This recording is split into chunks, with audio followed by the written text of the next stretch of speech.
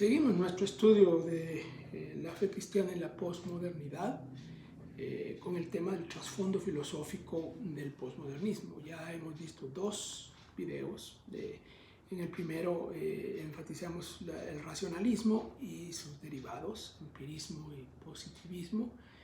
Y en el segundo enfatizamos los dos movimientos, el romanticismo y el positivismo.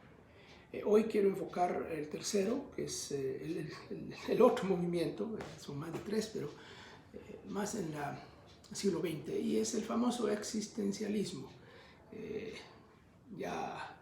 El existencialismo sería el precursor inmediato del posmodernismo. Es filosofía del siglo XX.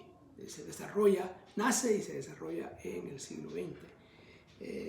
Los filósofos existencialistas trazan sus raíces al famoso teólogo y filósofo Søren Kierkegaard, filósofo danés del siglo XIX, que fue descubierto y desarrollada sus ideas por el pensador español Miguel de Unamuno.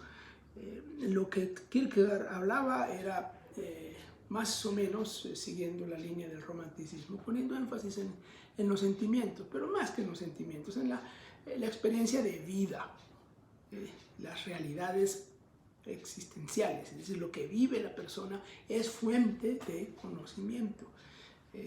Y por ahí viene el existencialismo. Ya en el pleno siglo XX el existencialismo se expresó en dos vertientes, una religiosa, cristiana, y la otra atea. Entre la vertiente más cristiana sobresalen Miguel de Unamuno, ya lo mencioné, Karl Jaspers y Marcel Gabriel, tres filósofos. Los representantes del existencialismo ateo son Martin Heidegger y Jean-Paul Sartre, este último el más famoso, el más controversial de todo. Dentro del existencialismo cristiano se desarrolló una teología existencialista, cuya influencia mayor se ve en el lado de la nueva hermenéutica.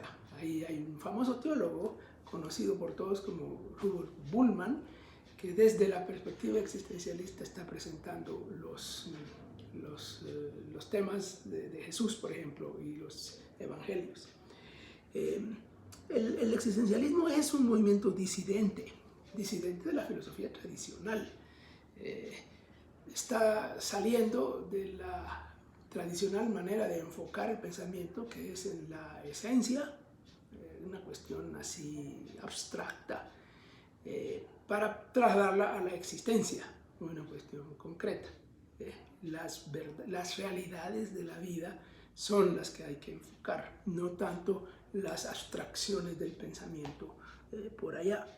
No se trata de estudiar lo que es, sino lo que existe, lo que está siendo, el devenir de todas sus manifestaciones circunstanciales e individuales. Lo importante no es lo universal, eso ha sido la filosofía, sino lo particular, lo concreto, lo específico de la realidad, expresada en vidas humanas individuales, en circunstancias, en crisis, en angustias y demás particularidades. Es así como las realidades particulares, individuales y diversas se constituyen en base del pensamiento, el cual no tiene por qué ser universal. Bueno, por eso es que es un precursor inmediato. Imagínense, estas ideas después van a desarrollarse en el posmodernismo. Se dice que el existencialismo entonces es el precursor más cercano e inmediato de la posmodernidad. La mayoría de los primeros filósofos posmodernos comienzan sus ideas a partir de las del existencialismo, que se dio en el siglo XX. Y ya a finales del siglo XX, pues ya el posmodernismo está presente.